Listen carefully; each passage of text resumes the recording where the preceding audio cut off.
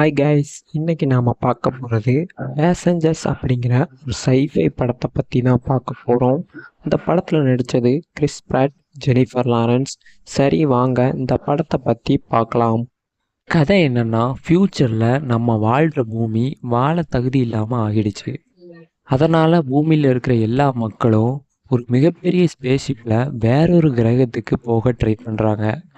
இப்படி தான் ஒரு 5000 பேர் அந்த ஸ்பேஸ்ஷிப்பில் அந்த கிரகத்துக்கு போயிட்டு இருக்காங்க.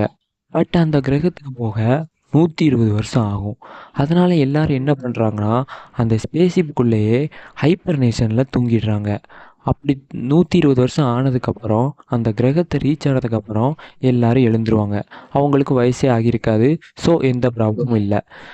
ஸோ எல்லாரும் கிளம்ப ஆரம்பிக்கிறாங்க. அப்படியே 30 வருஷம் போகுது. ஏதோ ஒரு டெக்னிக்கல் எரர்னால ஜிம்முங்கிறவர் மட்டும் ஹைப்பர்னேஷன்லேருந்து எழுந்துடுறாரு. எழுந்ததுக்கப்புறம் யோசிக்கிறாரு, அந்த ஸ்பேஸ்ஷிப் அந்த கிரகத்தை ரீச் ஆக இன்னும் 90 வருஷம் இருக்குது. ஸோ இவர் எழுந்ததுனால ரொம்பவே வருத்தப்படுறாரு. ஸோ தனியாகவே இருக்க ஆரம்பிக்கிறாரு. அவருக்கு ரொம்பவே போர் அடிக்குது. அதனால் என்ன பண்ணுறாருனா, அரோரா அப்படிங்கிற இன்னொரு பொண்ணையும் சேர்த்து எழுப்பி விட்டுறாரு. அவங்க தான் ஜெனிஃபர் லாரன்ஸ். ஜெனிஃபர் லாரன்ஸுக்கு தெரியாது, நாம் ஏதோ ஒரு எரர்னால தான் எஞ்சிருக்கோன்னு நினச்சி அவங்களுமே வருத்தம் தான் படுறாங்க. அப்படியே 2 பேரும் அந்த ஸ்பேஸ்ஷிப்புக்குள்ளேயே தனியாகவே வாழ ஆரம்பிக்கிறாங்க. ஒரு கட்டத்தில் 2 பேரும் லவ் பண்ண ஆரம்பிக்கிறாங்க. அப்போ தான் ஜெனிஃபர் லாரன்ஸுக்கு தெரியுது, நம்ம எந்த எரர்னாலையும் எந்திரிக்கலை, ஜிம்மு தான் நம்மளை எழுப்பி விட்ருக்காருன்னு தெரிஞ்சு ரொம்பவே கோவப்படுறாங்க. அதனால ஜிம்முக்கும் ஜெனிஃபர் லாரன்ஸுக்கும் இடையில் ரொம்பவே சண்டை வருது.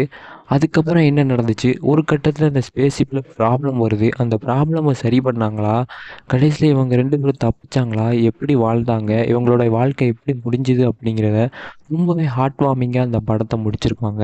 சரி வாங்க இந்த படத்தோட பாசிட்டிவ்ஸ் பற்றி பார்க்கலாம். மொதல் பாசிட்டிவ் என்னென்னா, இந்த படத்தில் ஸ்பேஸை காமிச்ச விதம் ரொம்பவே அழகாக இருந்துச்சு.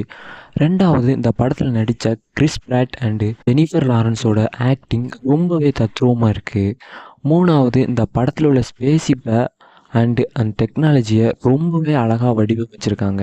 மொத்தத்தில் இந்த படத்தை எல்லாருமே பார்க்கலாம், ஃபேமிலியோடு பாருங்கள். ஓகே கைஸ், இந்த படத்தை நீங்கள் பார்த்துருந்தீங்கன்னா இந்த படத்தில் ஜிம் பண்ணது சரியா இல்லை தப்பான்னு கமெண்டில் சொல்லுங்கள்.